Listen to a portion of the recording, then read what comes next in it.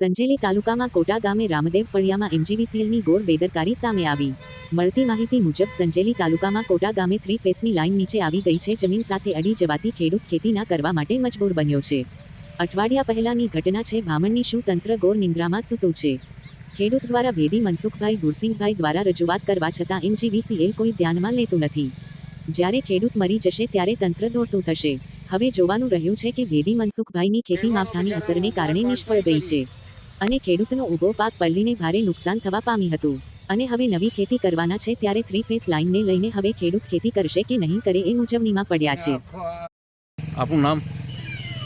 મારું નામ સબુરભાઈ માનસી તાવિયાડ।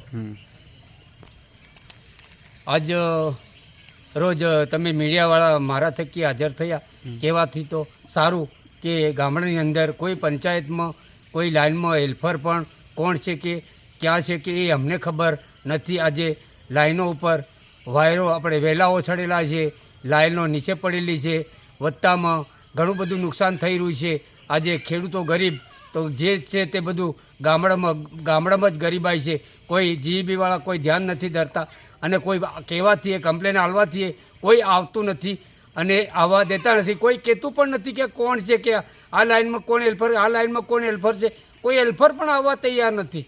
તો અમારે ગામડાવાળાને શું આજે આ ખેતીનો દિવસ આવ્યો, આજે આ કાપણી થઈ અને ખેતરો ખેડવાના થયા છે, વાયરો નીચે છે, નીચે વાયરો છે તો ટ્રેક્ટરને આડે છે તો ટ્રેક્ટર થકી ખેડ પણ થતી નથી અને ખેડૂતોને ખેતીમાં મજા પણ આવતી નથી। એ રીતે તમે જીબીવાળા મારા પ્રત્યે બહુ બેદરકારી રાખો છો અને ધ્યાન નથી આપતા કેવા છતાંય।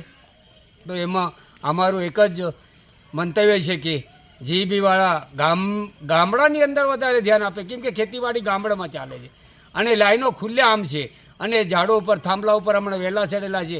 તો આ જીવના જોખમે ખેડૂતો ખેતી કરી રહ્યા છે એટલું જ કહું છું। વધારે હું કહેવા કંઈક માંગતો નથી।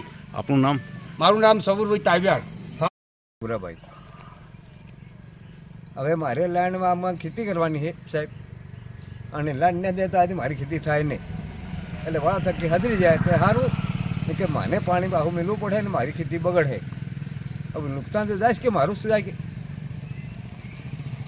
કેટલા દિવસથી આવું છે? બસ